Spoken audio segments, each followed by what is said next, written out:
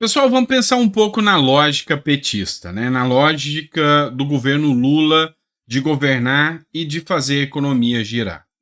Olha só, imagina a gente perder de uma hora para outra a atuação aqui no Brasil da do Mercado Livre, da Amazon, entre outras gigantes aí do comércio eletrônico. Ia facilitar muito a vida de todo mundo, né? Já tem um ataque à Shein aí, né? Você tá vendo aí que vai causar um problema. Agora imagina sem Mercado Livre, sem Amazon e sem vendas online. Pois é, pode parecer loucura, mas não é. O governo Lula, através da Anatel, pode até suspender essas empresas no Brasil. E aí, meu amigo, nós temos um negocinho, duas palavrinhas que quando se juntam são muito fortes, chamada segurança jurídica. E se o governo retirar ou suspender essas empresas do Brasil, o que não vai ter é segurança jurídica. Dá uma olhada nessa matéria do Metrópolis. A Anatel ameaça bloquear plataformas que vendem smartphones irregulares. O que são esses smartphones irregulares? Smartphones irregulares são aparelhos celulares que não foram cadastrados. Você tem que fazer um registro, um cadastro desses aparelhos lá na Anatel. Se você não tem esse registro e esse cadastro e o aparelho foi vendido, e estima-se que 25% dos celulares que circulam não tem esse registro na Anatel, as empresas podem ser notificadas e ter suas atividades de todos as suas atividades, venda de livro, venda de produtos, travesseiros, roupas de cama, tudo que eles vendem pode ser suspenso no Brasil por causa da venda dos celulares. E aí a questão é por quê? É porque quando você cadastra o celular, eles te cobram imposto. É mais fácil cobrar um imposto e é mais fácil, né? É lógico, de ter o controle. Então, por causa dos celulares não estarem cadastrados, às vezes a venda é feita por terceiro e esse terceiro envia o celular direto, né? Por exemplo, Mercado Livre, direto ao consumidor. Então, o governo Lula fez aí a ameaça de suspender essas instituições. A Agência Nacional de Comunicação, a Anatel, vai punir as empresas de e-commerce que venderem celulares sem certificação de uso no país. Caso elas não cumpram as normas vigentes no limite, as grandes plataformas online poderão ser bloqueadas ou mesmo penalizadas, com multas de 200 mil a 6 milhões de reais. E aqui fala, ó, a Anatel divulgou a lista das empresas que serão avaliadas e estão sujeitas às medidas. Ela foi elaborada com base em dados de uma fiscalização feita entre o dia 1º e 7 de junho desse ano. A relação inclui gigantes como Amazon, Americanas, Carrefour, Mercado Livre, Casas Bahia, Magazine Luiza, Shopee, dentre outros. Vai bloquear todo mundo, né? Porque assim, para cumprir todas as regras e exigências, são critérios quase impossíveis. Então, o governo Lula, nessa articulação dele, está ameaçando aqui bloquear todas essas empresas no Brasil. E não sou eu que estou falando, está aqui, matéria do Metrópolis. Então, assim, é insano, né? Você vê que o quanto isso poderia fazer um mal à economia brasileira, né? Parece até que é de caso pensado, né? Mas vamos falar da lógica petista, né? Vamos falar da lógica petista. Eu lembro muito bem da fala do vice-presidente, o Alckmin, né? Antes das eleições, ele falava que ia voltar, o Lula ia voltar para algum lugar, não lembro onde. Você lembra da frase do Alckmin? O Lula vai voltar para cena. É um negócio assim, tá? Coloca aí no comentário para mim. Então, o Alckmin não estava errado, não. E por falar em Alckmin, você anda vendo o Alckmin por aí? Você anda vendo alguma notícia sobre o Alckmin? Você vê falar alguma coisa sobre o Alckmin? Não tá tão quieto, né? Às vezes a gente nem lembra, a gente vai falar mais da Janja do que do Alckmin.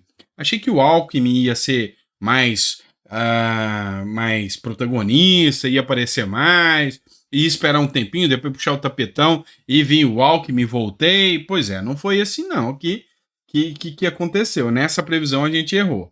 Mas enfim, por que eu tô falando da fala do Alckmin, de que o Lula ia voltar para a cena? Pois é, alguns, literalmente, por já haver condenação, a gente pode falar que voltou sim para a cena do crime.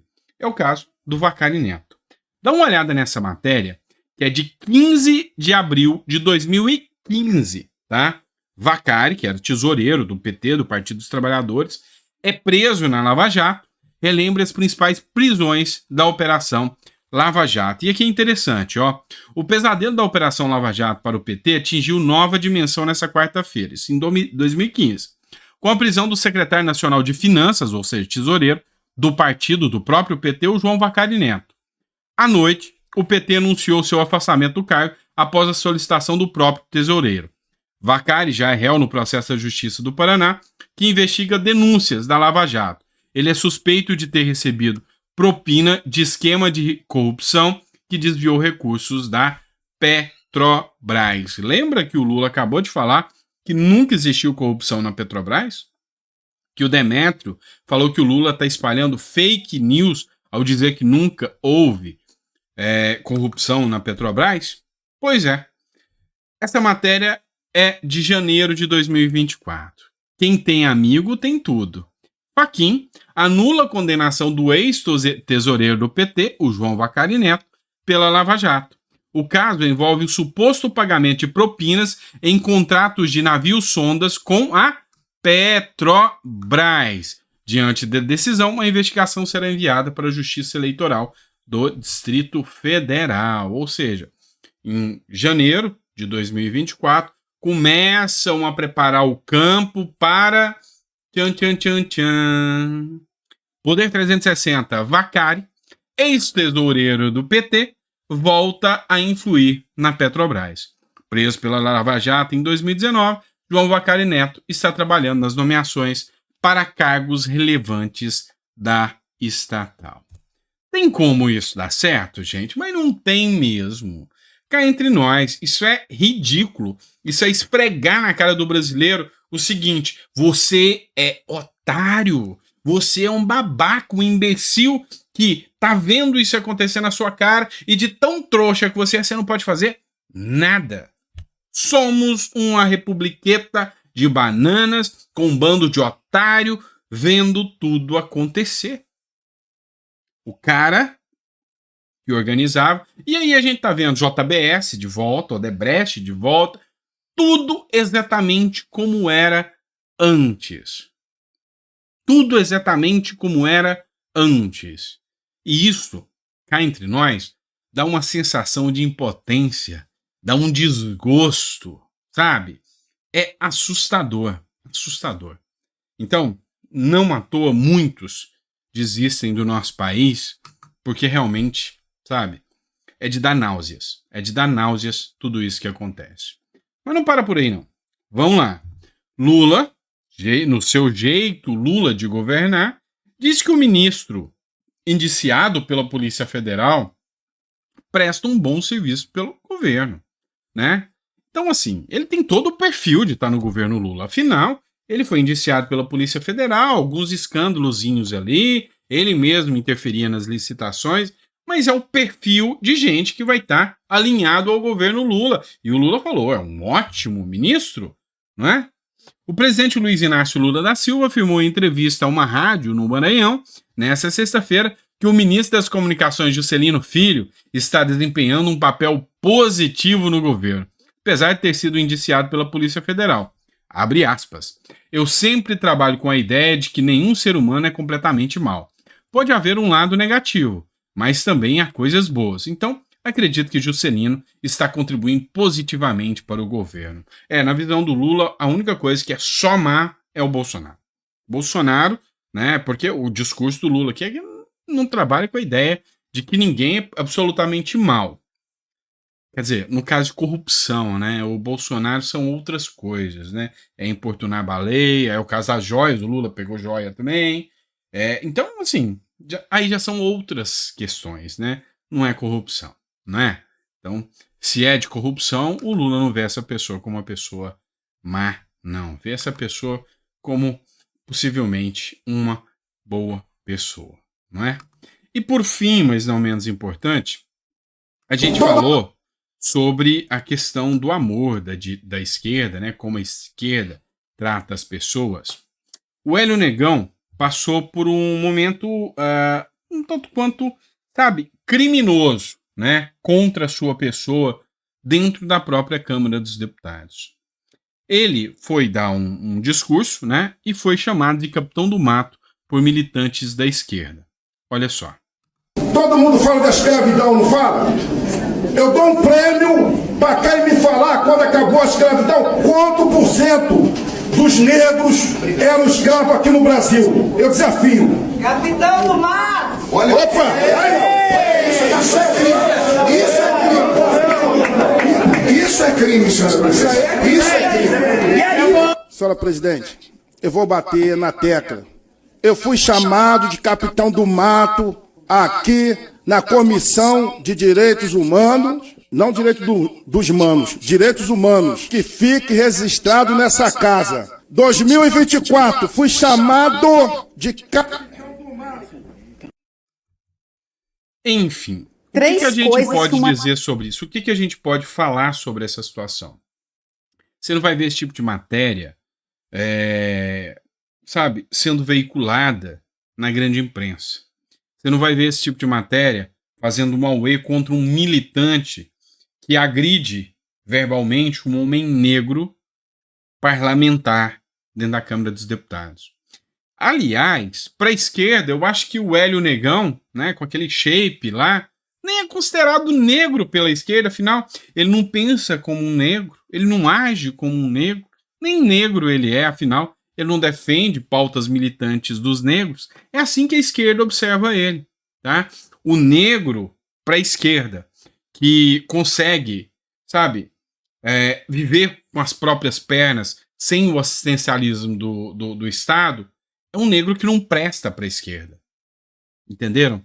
Então, assim, toda a minha solidariedade ao Hélio Negão, nesse caso aí, que eu acho absurdo, tá? Absurdo, totalmente insano o que fazem, né? A forma que essa turma da esquerda age. Vamos falar da ex-primeira-dama Michele Bolsonaro. Pois é, Polícia Federal adora, né, o Bolsonaro e a sua família. A Polícia Federal avalia pedir ao STF inquérito para investigar também a Michele Bolsonaro. Ao concluir nos próximos dias o inquérito sobre as joias e os artefatos de luxo que Jair Bolsonaro amealhou durante o seu governo, a Polícia Federal vai enviar ao Supremo Tribunal Federal uma relação de novas frentes de investigação que os policiais acreditam que devem ser abertas. Uma delas é sobre Michele Bolsonaro. A PF quer esclarecer se, de fato, Michele fez o uso ilegal do cartão corporativo da Presidência da República, à prova de que houve pagamento de despesas pessoais da primeira-dama e de familiares seus com cartões da presidência. Então são duas denúncias aqui, né? O caso das joias e cartão. Vamos lá. Eu queria mesmo, tá? Até que o Bolsonaro e a Michele fossem investigados, se o Lula e a Janja e os demais forem também, a Dilma, né? Porque, cara, assim, eu já dei minha opinião para vocês. Já falei abertamente. Eu não vislumbro crime nesse caso das joias, tá? Vamos lembrar que Lula saiu com container, Lula tem relógio Piaget aí, que ganhou do Jacques Chirac, que é o ex-presidente da França. TCU fala, tá tudo bem. O Bolsonaro, aí já é um caso de pegar o Bolsonaro e mandar para de trás das grades. O que eu falo? Eu sou contra, tá? Eu já falei isso para vocês muitas vezes, eu sei que vocês me criticam, quer dizer, nem todo mundo, tá? E olha que é uma minoria que critica quando eu falo isso aqui. Mas eu acho, sim, que não é ilegal o caso das joias, tá? Por quê? Porque tem que ter uma lei, legislação, e não uma decisão do TCU. O TCU não cria lei, tá? É uma lei definida pelo Congresso Nacional dizendo, olha, o presidente da República pode ficar com artigos pessoais. Artigos pessoais são isso, isso e isso. Enquanto não tem, eu acho ilegal, totalmente violador do princípio da estrita legalidade, indiciar o Bolsonaro e a Michele Bolsonaro. Tá? Acho absurdo. Mas, por outro lado, eu acho imoral a pessoa, sendo o presidente da República, aceitar esses presentes e pegar. Porque ele sabe que ele não ganhou por ele. Não é de um afeto, uma amizade. Ele ganhou por ser o presidente. Então o presente não é dele, é da presidência. Tá? Então, eu até defendo, né, que deveria ter um quórum, um valor. Olha, presente pessoal tem que definir o que é. A lei tem que definir o que é presente pessoal. E tem que estabelecer um teto. Ó, e esses presentes pessoais aí, vindos de países de fora, não pode passar para presidente da República 10 mil. Para o prefeito, R$1.000. Para o governador, 5 mil. Tá? Tá de bom tamanho. A lei tinha que ser mais clara. Tá? Eu acho imoral, tanto por parte do Bolsonaro quanto por parte do Lula. Mas não acho ilegal. Tanto quanto não foi para o Lula, nem para Dilma, que ficaram com a maioria dos bens, como não foi para o Bolsonaro. A minha visão é que, pelo princípio da legalidade, resolução e norma do TCU não pode definir o que é crime ou não. Tem que ser lei. A lei penal é que define o que é crime, tá? Então não haverá crime sem lei anterior que o define, e não resolução do TCU. Então, eu acho absurdo, eu acho que criaram um factoide aí contra o Bolsonaro para investigar o Bolsonaro, para incriminar o Bolsonaro, para falar que o Bolsonaro é corrupto, mas aí eu fico assustado, né, com a tamanha falta de moral até dos influenciadores de esquerda, enchendo a boca para falar das joias do Bolsonaro e esquecendo os containers do Lula e da Dilma. É uma falta de conhecimento jurídico sem precedentes. Pelo menos é isso que eu vejo. Tá certo? É isso, pessoal. Obrigado, tá? Que Deus te dê uma mesa farta, repleta de bênçãos para você, para sua família. Daqui a pouquinho, tá? 4 horas a gente tá de volta aqui para descer o sarrafo um pouco mais na política aí com vocês. Fechou? Abraço, pessoal.